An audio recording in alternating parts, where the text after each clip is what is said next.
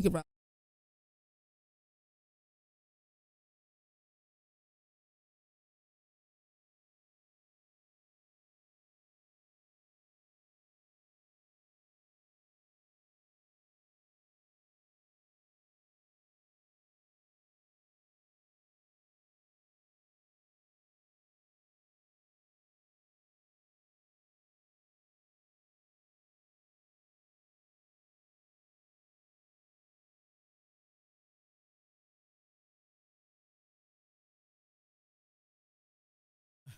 Overreaction Monday!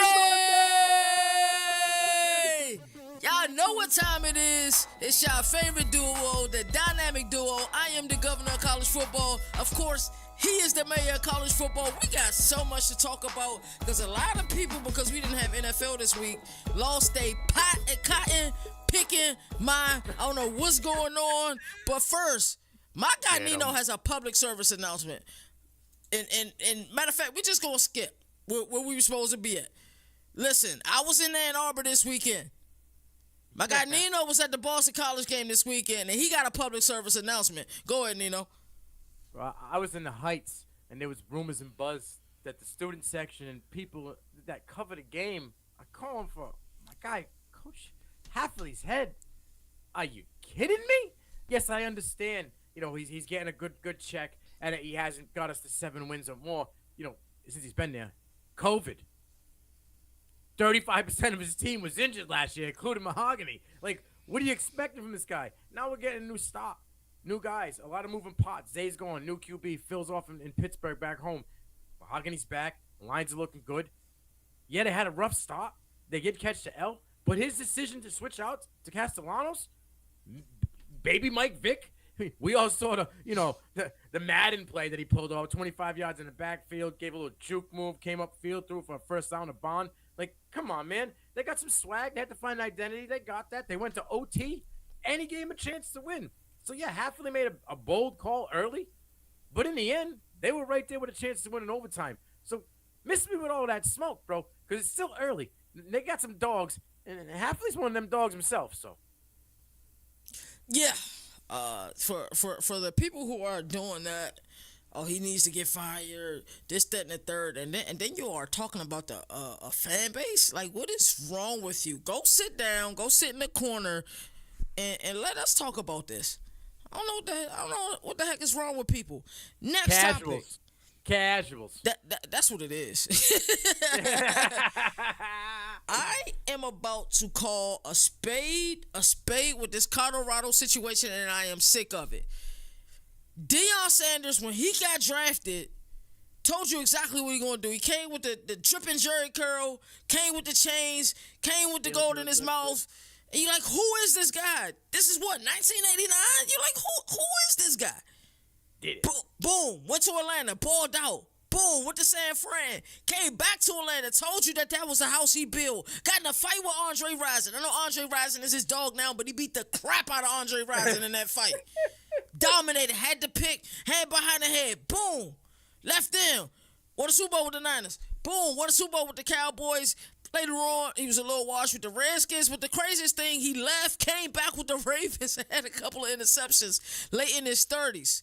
37, because that was the jersey number. That was the jersey number, exactly. So, boom, retires, does his thing as part of media, comes back, goes to Jackson State. Granted, Boom. you probably feel like he wasn't there long enough, but he still came. He saw, he conquered. And matter of fact, if I'm not mistaken, Jackson State just got they won their opener this year, didn't they? Yes, they did. Boom, goes to Colorado. And whoa, hold on now. He told you what luggage he was bringing, right? He transfers all these players. Mainstream media has an issue with the fact that he's transferring all these players. Everybody got something to say about it because they know that primetime Sanders is top billing, is top selling. He's all over ESPN this week. You guys have a problem with it. You say that this is one of the worst rosters in the sport. Come out, they beat TCU. I'm like, maybe TCU is not who we thought they were. Why was that the reaction? It doesn't make sense. And the only thing in my mind that is logical, that makes sense when it comes to this Deion Primetime Sanders things, is that he's not one of the good old boys. That is your issue with Deion Sanders. He's not one of the good old boys. He doesn't do it the way that everybody is expected to do it. He tells you what he's going to do, then he do it, and you guys don't like about it. Oh, he attacks the media. Oh, you're not supposed to attack the media. The media attacks people all the time. We're all guilty of it. So stop doing this because of your dismay, because he's not one of the good old boys, because he talks a little trash, because he's a little Brad, because he got a lot of bravado. You guys have an issue with it. Stop doing that. It's media. We have to stop doing that. We have our takes. We do everything we need to do.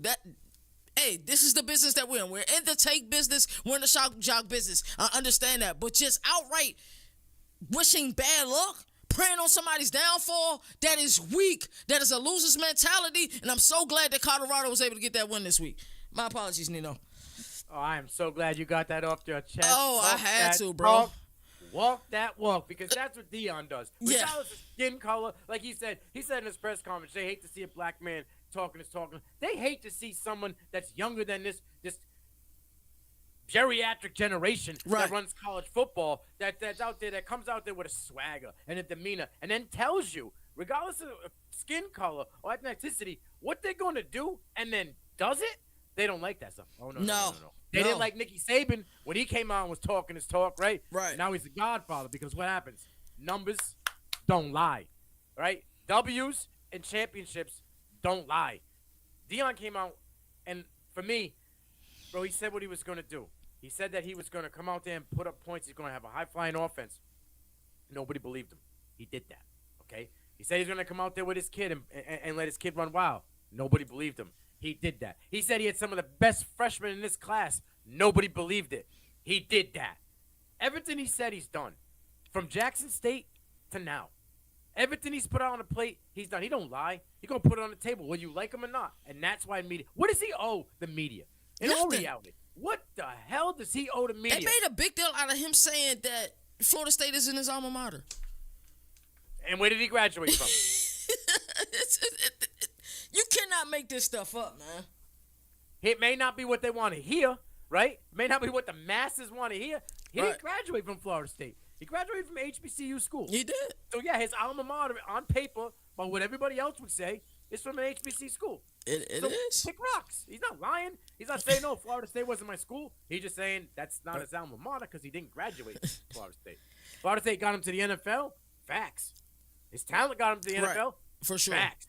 You know what I mean? But these people, with just the fact that the way he acts and the way he carries himself, that man has never changed a day in his life.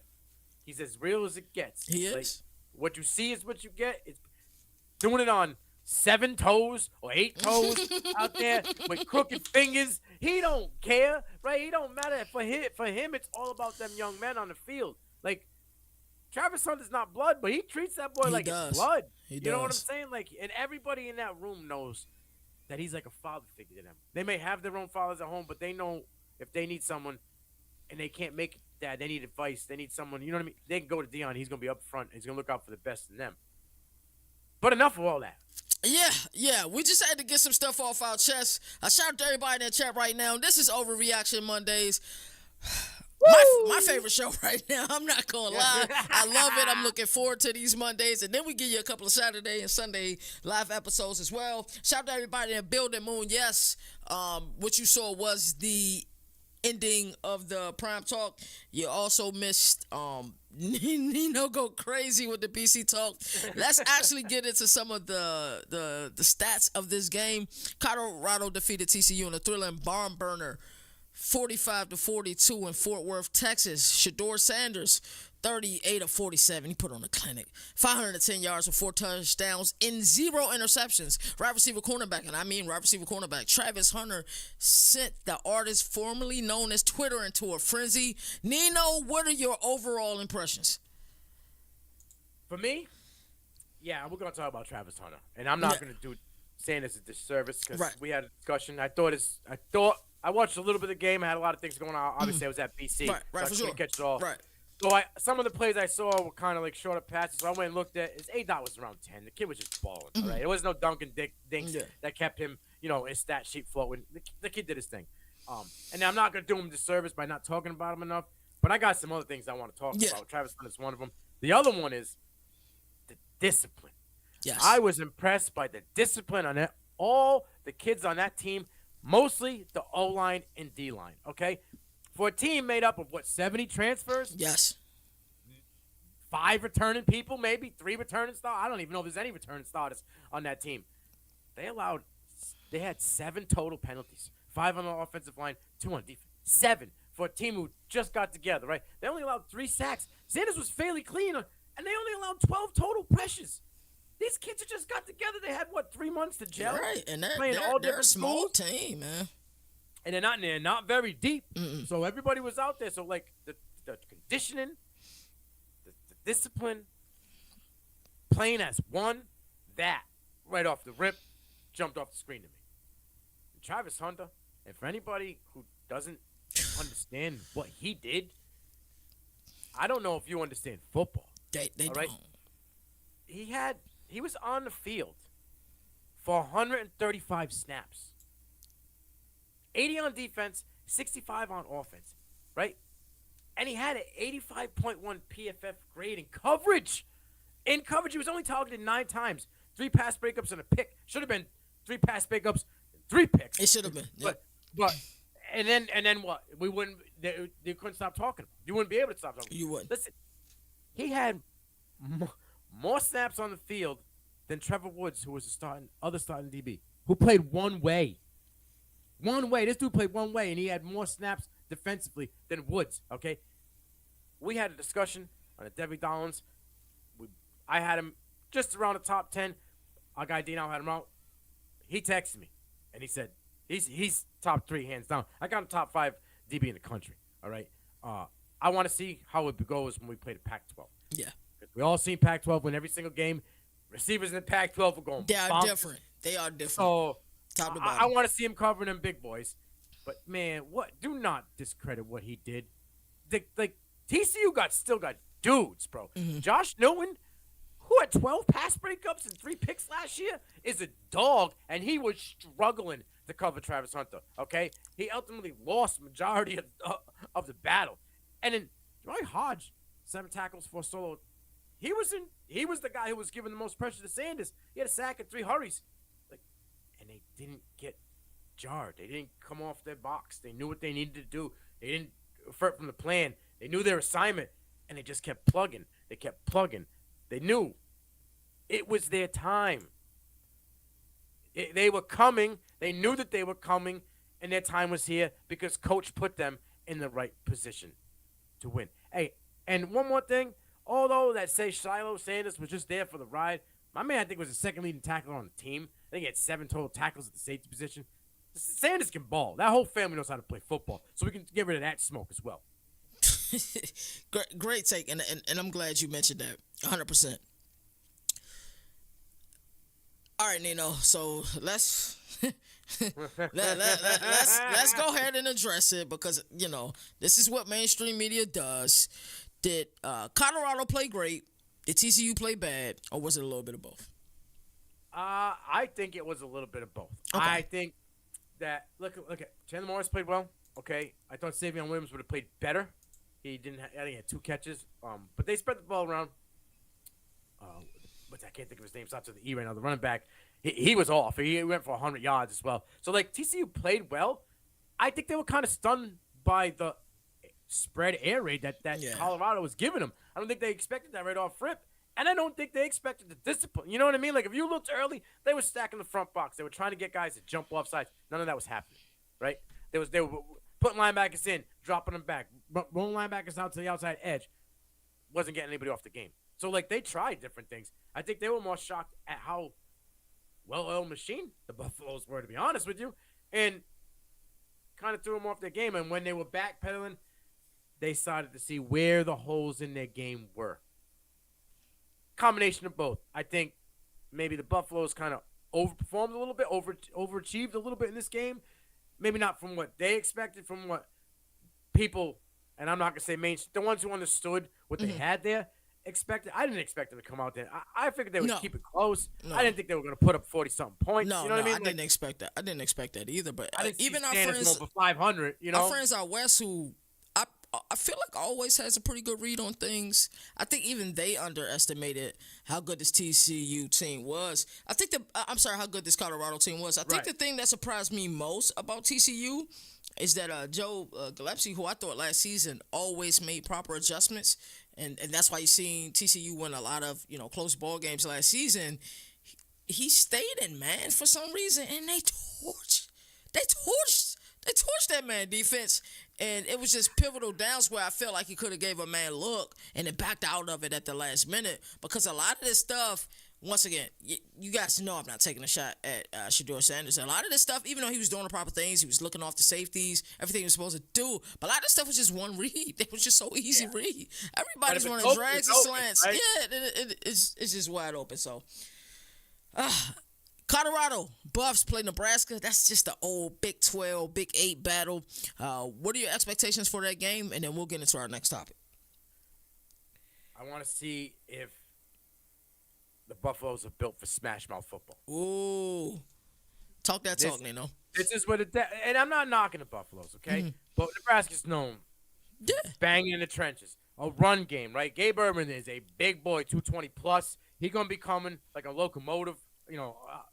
I want to see, because their depth is very little. They don't have much depth or experience in the depth department, right? So when these guys are getting tired and getting leaned on, right, can they stop the run? Can they swap out guys who have an experience who can perform for them? That's something I want to see.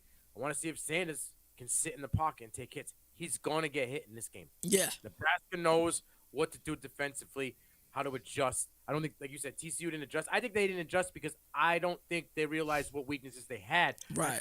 I think Homeboy believed that his dogs in place, in Hodge and in Newton, were going to be able to keep the main guys in check, and then they would see what they had in the other positions. They're going to have to go back to the drawing board at TCU in the defensive department, see who's going to have to step up. But Nebraska got dudes. They got big boys who got speed, right? And I like what I saw last week, too. I know they lost to Minnesota, yeah. All right? But Sims, hey, you're looking at a little bit of a dude who's starting to come out of his shell. We saw a little bit of Sims in Georgia Tech, but he looked good against Minnesota. And that's a very good stifling defense. It came right down to the end. Was it 14-12? Yeah, and you could just tell it was just the previous regime inability to close games, and things just creep into the back of your mind. People don't understand how much of a mental sport this thing is. Jeff Sims is going to make a run this year. Yeah. And his stock in the draft is going to rise. I agree with that 1,000%. It's only been 1 week, and I'd already opened my eyes. I wanted to see some things, and I saw it.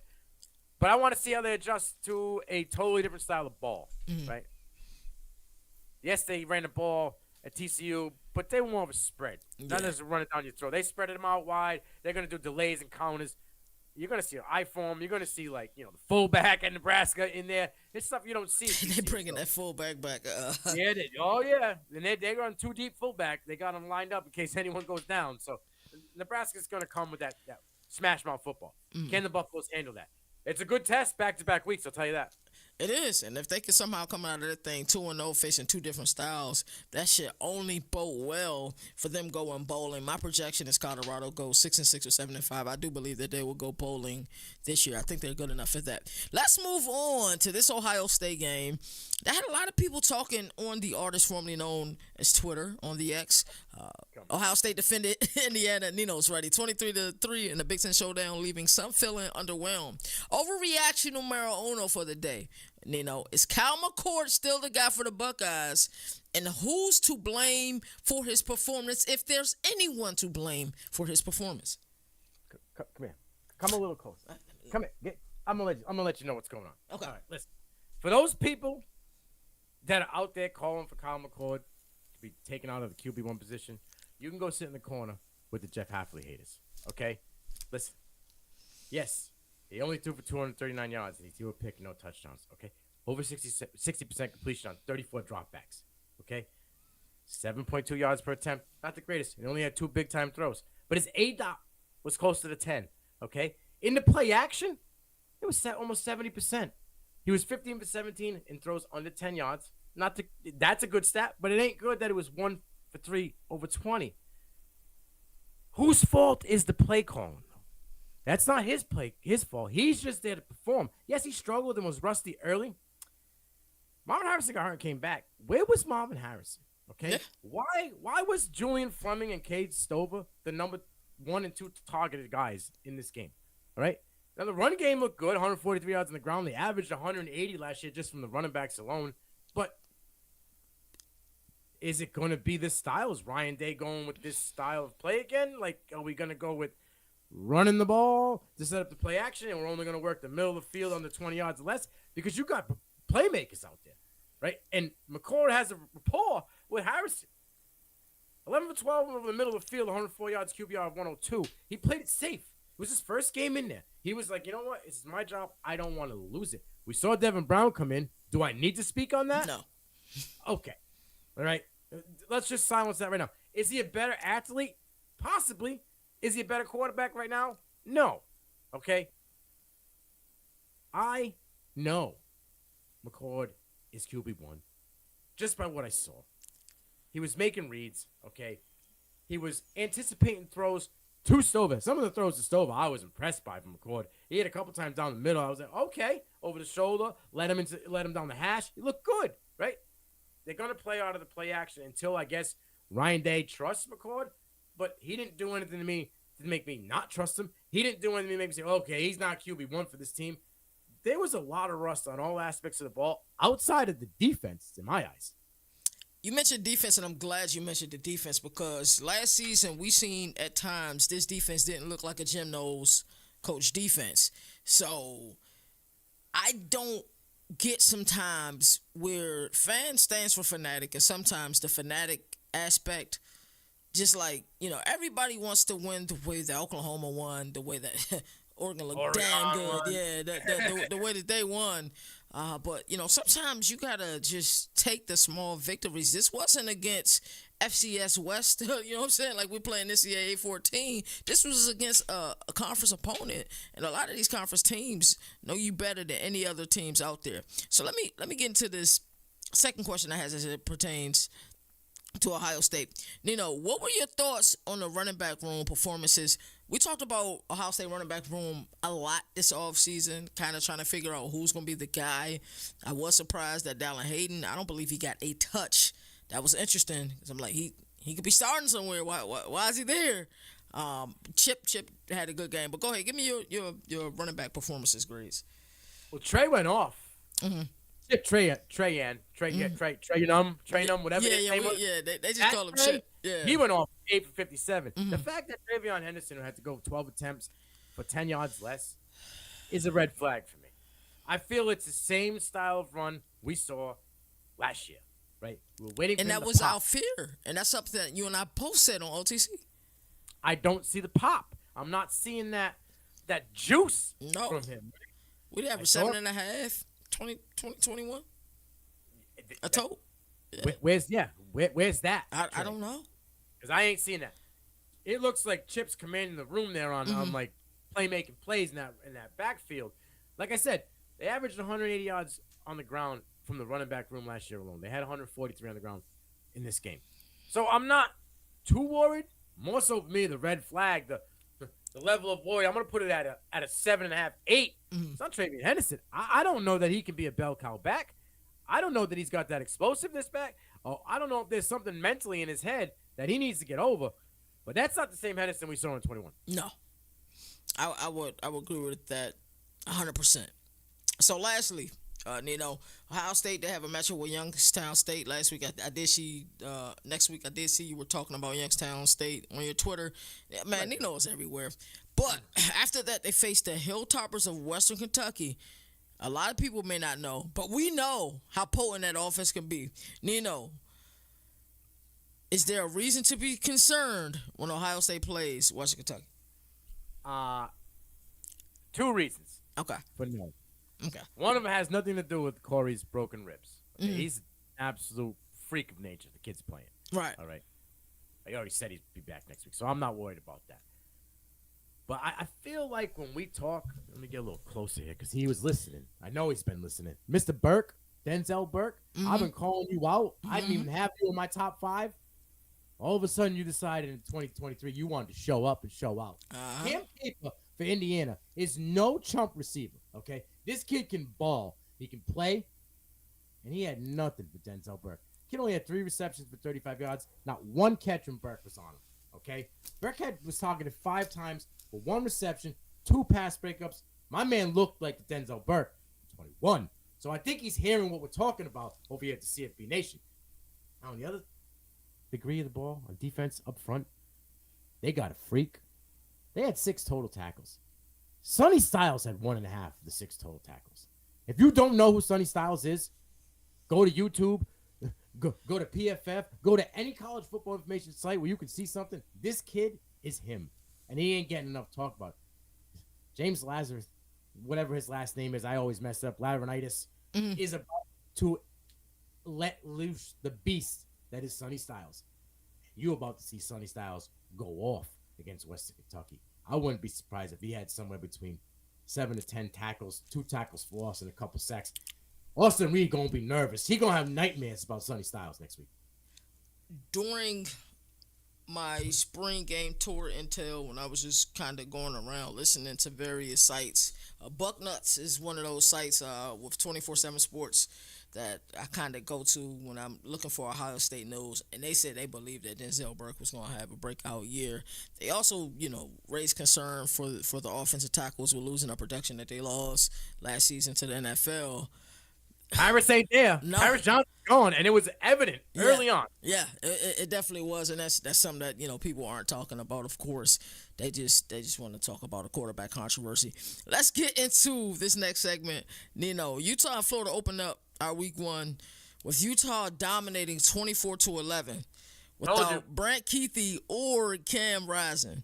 How would you grade Graham Mertz's performance? Go.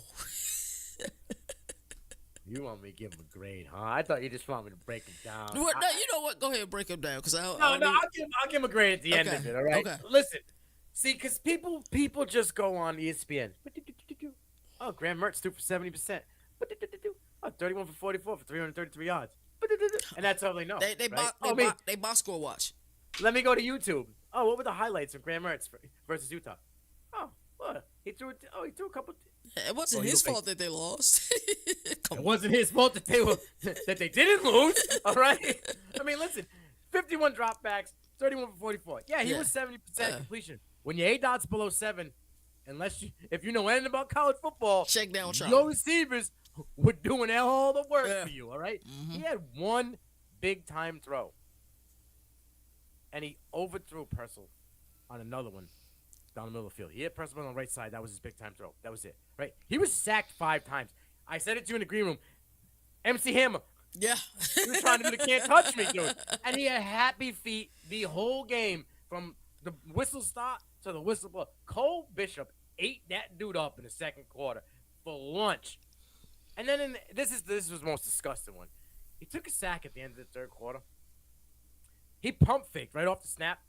Nobody in the secondary linebacker call for Utah even flinched because wide receivers weren't even out of their route yet. They only took 2 steps off the line of scrimmage. Nobody was breaking. Nobody was even looking back. Nothing. This dude's pump faking. You pump faked yourself, bro. Like, you know what I'm saying? You took a sack. Wide receivers are still in their routes. He is not a guy that leads. He's a guy that reads a book and takes a play call in and goes and just performs what they're telling him to do. I don't see him seeing defenses and calling, recognizing changes and adjustments at the line of scrimmage. Do you see any of that? I didn't see any of that.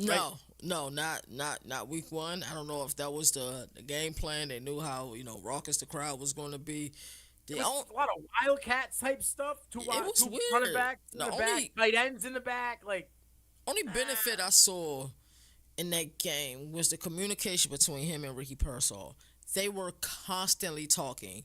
Like, I seen. Right. I think one of the plays, Ricky had made a mistake. Another of the plays, Graham Mertz made a mistake. But they were constantly talking, and I think that's important to build that relationship. Oh, I agree with you. I mean, he had a couple of nice throws. Mm-hmm. I'm not gonna say it was trash. Obviously, he threw 300 yards. He had a nice throw to Burke down the left sideline in the first half that looked good. He had a beautiful ball that went for the touchdown to Douglas in the third quarter. I mean, that was mint. But, you want to break down most – he don't run. Nope. And he tried to run. Yeah. He had 2 attempts at 17 yards. And he what happened? He got destroyed. Yeah, he blown took up, a couple fumbled unnecessary the hits. ball. Like he don't need to do that. And I think the pressure later on in the game was getting to him. I don't know. I saw happy feet, a kid that was trying to get the ball to the first read as quickly as he possibly could, and they designed a lot of packages where he had checkdowns at all aspects. There was like two or three guys in the backfield. I want to say like 40% of the time on that offense when he was hiking the ball, whether it was a guy coming in motion and a running back was lined up behind him. There was just always guys around. I wish I would have checked it, but there was a high percentage of like wide receiver and halfback screens that they were running. They were just making it super. They are lucky Cam Rising and Brand Keithy didn't play. But they didn't need Cam Rising because I told everybody at 9 a.m. On Thursday, I told everybody 9 a.m. Bryson Bonds was going to go off. Right? We saw a little bit of it last year. He went off. Right? First throw of the game, touchdown. It was beautiful. Like beautiful on the money. Didn't even miss a beat. Right? He was 12 for 18. Yeah. 159 yards. And they're all like, "Oh, his numbers." Listen, after the first two series, Utah wasn't stupid. They went up tempo. They put Nate Johnson in there and went with the Wildcat, and just dumbfounded the Florida defense. Right? Oh, come out of the third quarter. We'll go back to Bonds. What's he do? He rushes one down the right sideline for a touchdown. Like Whittingham just toyed with Billy Napier, and that was a concern for me as well. Speaking of Billy Napier, is that seat getting a little hot? Keeping in mind that his buyout is ridiculous. I believe it's $31 million. See, I don't care about money. Booster's got money. Yeah, okay? I agree. I don't give a shit about unless Jimbo's buyout. Unless it's Jaden Rashada. And I'm not even sure if we want to open that can of worms. They would have won with Jaden Rashada in there this week. I'll tell you that right now. All right? That young man looked good. He did. He balled out.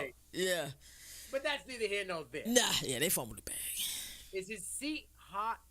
What's your definition of hot? Like, I got a hot chocolate, let it sit outside in the window for 25 minutes?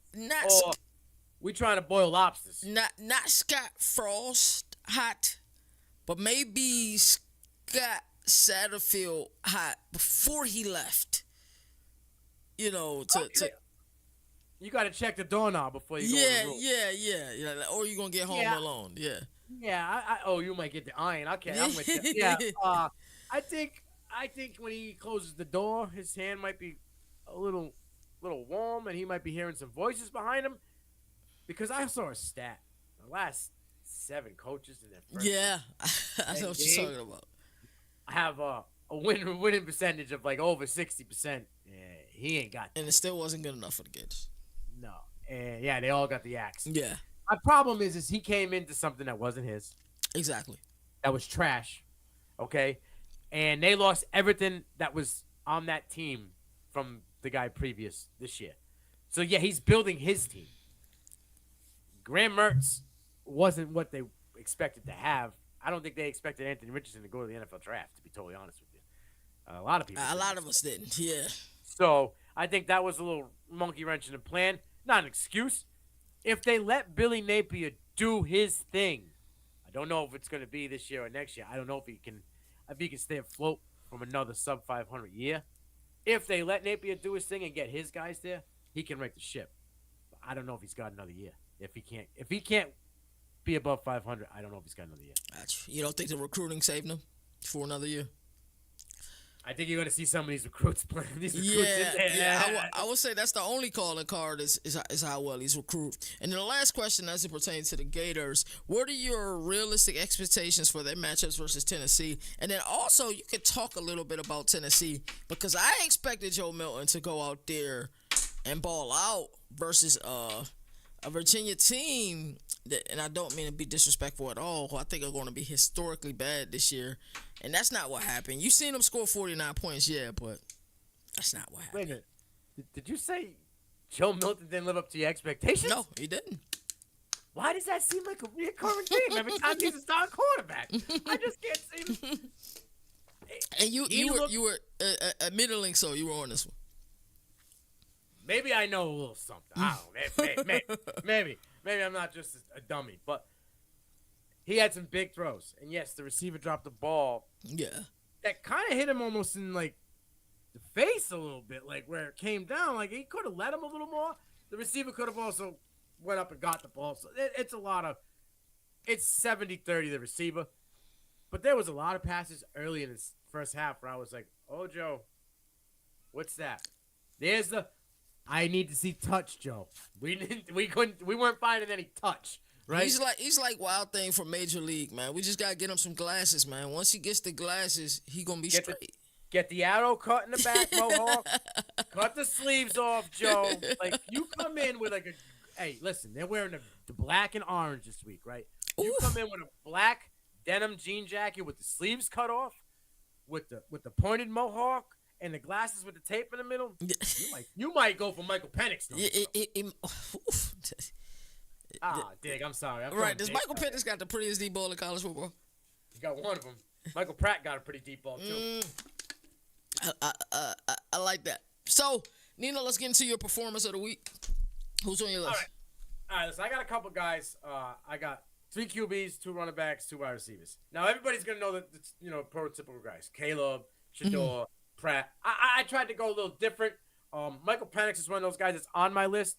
29 for 40. Almost 73%, 5 touchdowns. He averaged 11 yards per attempt. I mean, that's just dumb numbers, right? Everybody knows about McMillan and Oduzze. Jalen Polk came to play. I guess they're in that category for one of the deepest wide receiver rooms of college football. Penix week 1 just dialed in. Like, he didn't even miss a heartbeat from last year. Right back at it.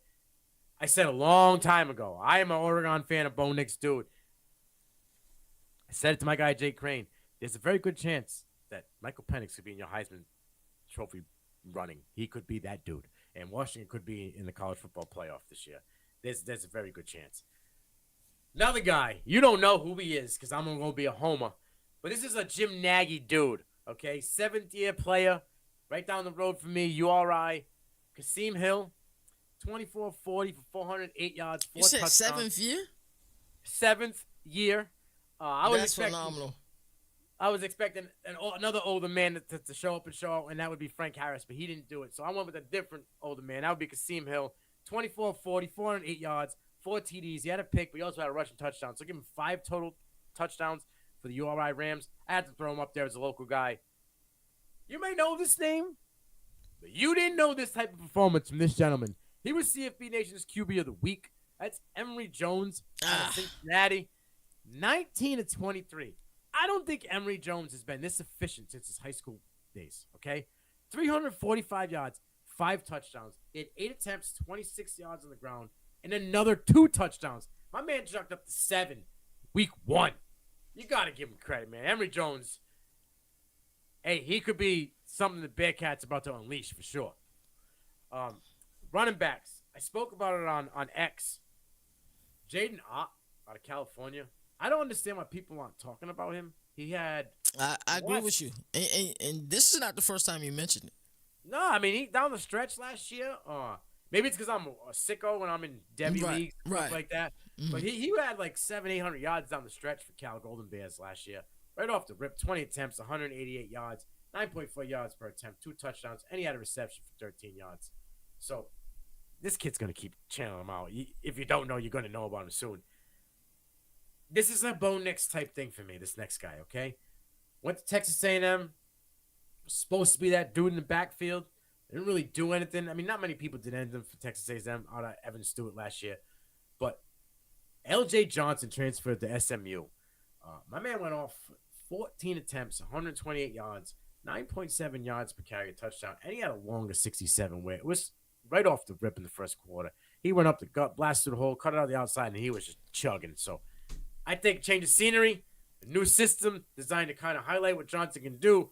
You might get to see all that potential that we were talking about with L.J. Johnson when he got, recruited to Texas A&M. On the wide receiver room or the receiver room, we're going to talk about 2 receivers from this same game. I'm going to go to a Hawaii-Stanford game here.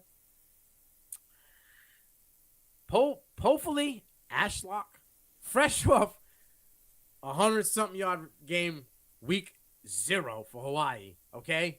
My man puts out 8 receptions for 114 yards and 2 tutties for the Rainbow Warriors, going back-to-back like Drake. And in the same game, Tight end Benjamin Urasek, who was the main receiving target for Stanford, had 9 receptions for 135 yards and a touchdown. And it was a very beautiful touchdown, like tiptoe. He had multiple catches in this game. Kind of gave me that, like, Michael Mayer-esque, Dalton Kincaid type vibe. And I want to see how he's healthy now. I want to see how Urasek does down the rest of the season. I love it. Hawaii is one of those teams, they changed their entire scheme after the first quarter of the season last season. And to what Chang knows, the run and shoot, and you can see the offense is doing a lot better. They were dead last in the Mountain West Conference in scoring last season. Braden Strader, right, who was I had as QB1 for us last week, week 0, has 65% completion on 88 attempts, 706 yards, 6 touchdowns, 2 picks in 2 weeks of play. Shout out to my guy, Randall Press. He's the communications guy at FIU. He sends me, emails probably daily about FIU related stuff. They had a wide receiver, Chris Mitchell, go on a tear. He had 9 catches, 201 yards, 2 TDs. So I'm going to show some love to some group of 5 players. Nino, let's get into this let's game. show love to FIU, bro. Let's show love to my guy. And I called him out when he played at La Tech. That's Jamal Potts, right? My man's got 10 sure. He's in a safety. He's got 10 solos, 14 tackles, like 2 forced fumbles. Come on, man. He's a beast. They got some players on the defensive side, man. They really do. Let's go into this Florida State LSU game. Nino, we going off script here. Okay. We're going to go completely off script. I need you to be honest with me. I need you to be real honest with me. Tell me how you feel about this game. I want you to tell me about how you feel about the talents on both teams. And then I also want you to tell me about things that will hinder both of these teams moving forward if they don't fix it. If LSU don't find a run game. Thank you! They are screwed. That was my issue coming into the season, if you remember. Yeah, I didn't know what they were going to do there. Obviously, Emery was out. I told you, the gentleman that was starting had 500 yards last year. Nothing crazy. He wasn't anything special for them. They struggled. I think, again, Daniels looked to be the more mobile guy in that offense, which we don't want, right? No. He's better when he has to use his legs. That was the issue last season. Secondary option. When he uses him as a secondary option, he's good. When he has to use him as a primary option, he's not good. They need to find that. Mason Smith not being there was enormous. Enormous. Because Perkins was eating every offensive lineman they had. He was. He was getting in the backfield. He was getting to running backs. Ask Trey Benson how Perkins felt. Ask that wide receiver that he literally threw in the air to the ground on the 1-yard line in the second quarter. Ask him how Perkins is a grown-ass man in a 19-year-old's body. Yeah, okay? facts. A grown-ass man. And I think LSU might have made a mistake moving him from the edge to the middle of the field. Yeah. To be totally honest with you. Because you got Smith and Perkins on each edge. Good luck. Right. But they have a problem in the linebacker department. Although Speeds played well. Omar Speeds played well. Like I said in the pregame when we were talking about the preview, every year they find a guy that gets them close to 100 tackles in that line LSU. They just always do. Speed's coming over from Oregon State. He was close to 100 the year before. I think he'll get 100 with them. The running game needs to be figured out. Listen, Chestnut looked good in the first half. Had that pick, played Keon Coleman well. The problem is, the more experienced coach didn't make any goddamn adjustments. LSU left a lot of meat on the bone. They went for especially in that first half. They took the points early. Took the points they were given early. It would have been a different ball game. It would have. You went for it early on 4th down. You should have took the 3. Like, goal line stand, change momentum. People say momentum don't exist. It exists, man. Especially in our sport. And I think outside of the run game and adjustments, I think LSU still got a chance to be there in the end. And people say, oh, they're the second best team in the SEC West. Did you watch Alabama last week? Or this week? Did you watch them? When was the last time Alabama had to win with a QB using his legs? It's been a long time. How was that running back room in Alabama this week? Who was the star wide receiver for Alabama this week? A lot of crickets going on, huh? Yeah. Yeah, I think it's going to be a lot of crickets going on in the SEC West when people think Alabama's going to win it again. I know Nick Saban's fired up, but, Dirty Grandpa sometimes just don't got enough cards in the deck to win it. If you lose in September, sometimes people forget and don't remember. But if you lose in November, this is just the sport. This is just the sport that we play in. And I felt that way for both teams. If either one of those teams lose, do what you're supposed to do the rest of the way, you still got a chance at the college football playoff. Matter of fact, LSU could lose one more game, honestly, and probably still have a chance at the college football playoff. That's just the makeup of the SEC. It's just the way that these things worked. So Listen, hold on real quick, because I saw the X haters. I hate even calling it X. It's yeah. You know what I'm saying? All right.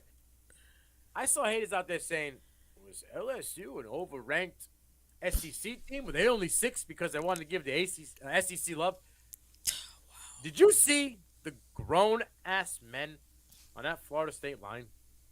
They did. Did you see LSU picking up the blocks and blitzes for most of that game, keeping Daniels pretty much upright? Right?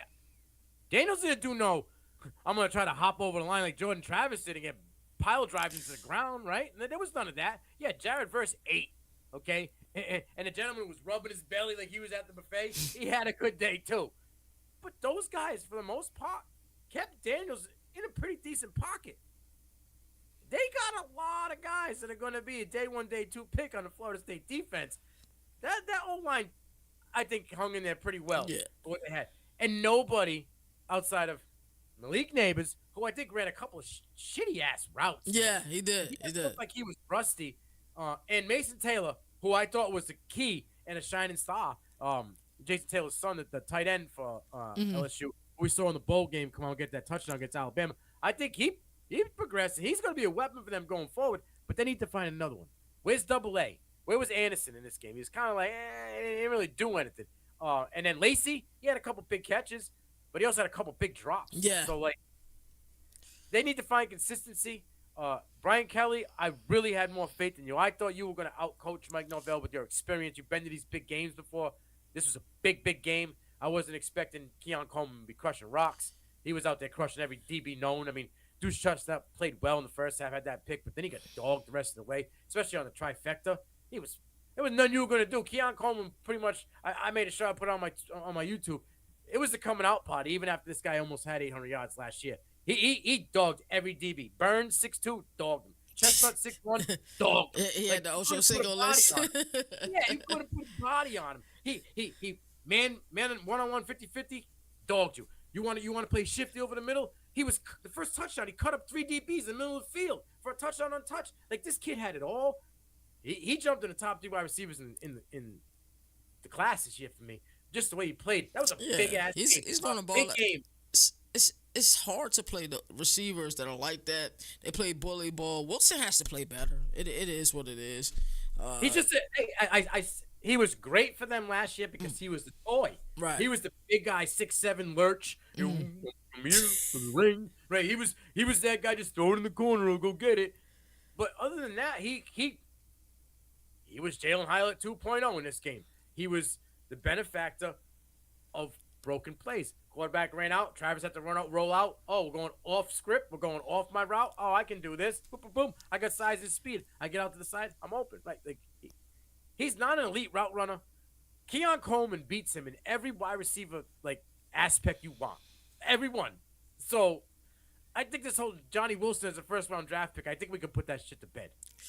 At least for now. I thought there were times yesterday where Jordan Travis, and I called him Joe Cool before the game, but he was a little skittish. And he made some unusually, 2021 Jordan Travis plays that I saw. Yeah, I was like, yo, who is this? That's not him. The second half, got his act together. They look really, really good. Of course, I do have them in my playoff. I have Michigan in my playoff. I have Bama and Georgia in my playoff as well. I'm interested to see Texas Bama this upcoming week. What are your expectations for that game? Then we'll get out of here. You already know, but give me Texas. Texas? Give me Texas. By what? It'll be a close one. I think it's a one-score game, touchdown or a field goal. Listen, I don't trust Milrow. Like I'm not sold on that yet. What do you have? 4 touchdowns. He's the first Alabama quarterback in probably 20 years to have 2 rushing, 2 passing in his first start. Right? Like,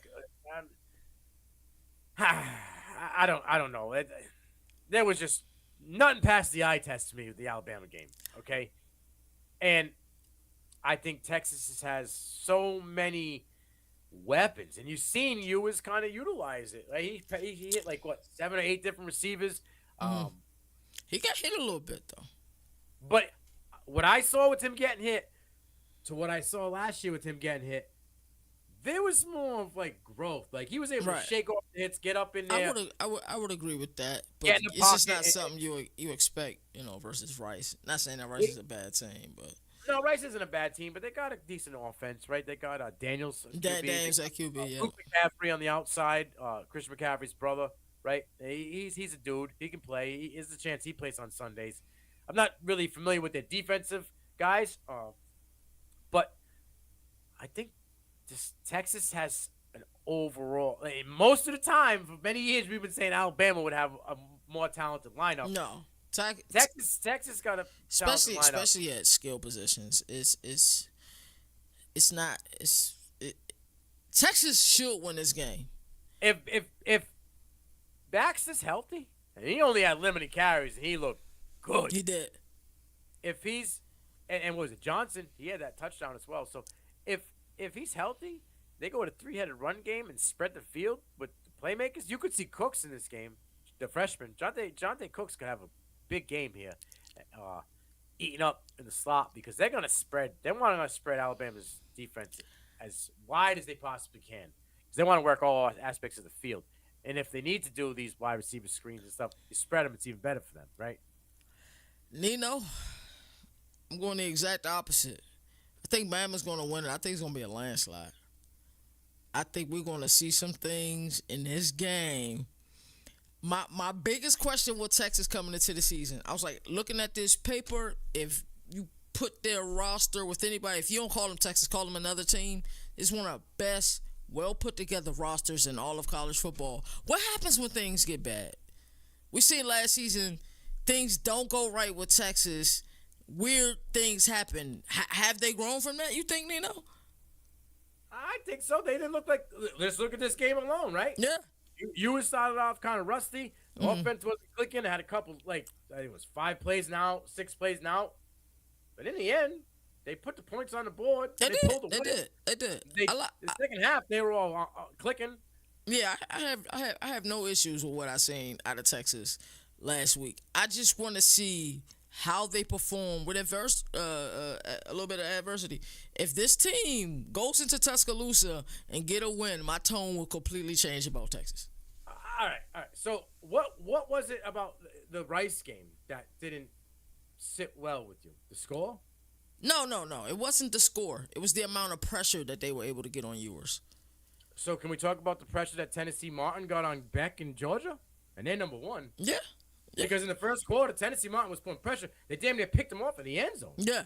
We can certainly talk about it. You know what I mean? So the big dogs were getting. Yeah, no, I agree with that. We seen what happened with Texas Tech. You know what I'm saying? Hey, you think Alabama is going to beat Texas with Jalen Milrow being the leading running person on that team? He led the back. Right. No, because that would be hypocritical of me. Because my issue with LSU last year was the same damn thing. Will they beat Texas by throwing the ball for under 200 yards? You can do that against Middle Tennessee. You can. You're not doing that against Texas. You can't. They don't got to throw for 300 though. No, they got to throw the ball more than 18 times. I can't wait to see this game, man. A lot of people. When is Jermaine Burton going to step up? I don't know. I don't have an answer to that.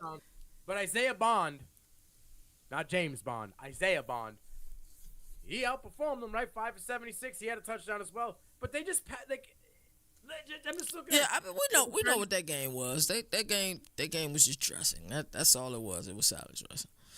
And where was the big dogs on defense for Alabama? Malachi Moore, huh? They didn't do nothing. I mean, they didn't really test Kool-Aid. They only threw it to him like 3 times on his side of the field. But where was Dallas Turner, right? I think he's going to be the impact player in this Texas game. I think Dallas Turner will be the impact player in this Texas game. If they are to win this game, it gets a bunch of pressures, 1 or 2 sacks, maybe a forced fumble. He just disrupts. Will Anderson would have had 8 tackles, 3 sacks, and 4 tackles for loss against Middle Tennessee. Dallas Turner, I was told, was Will Anderson 2.0. How are you not doing it against little baby guys? Will Anderson's stats, though, last season, they dipped a little bit.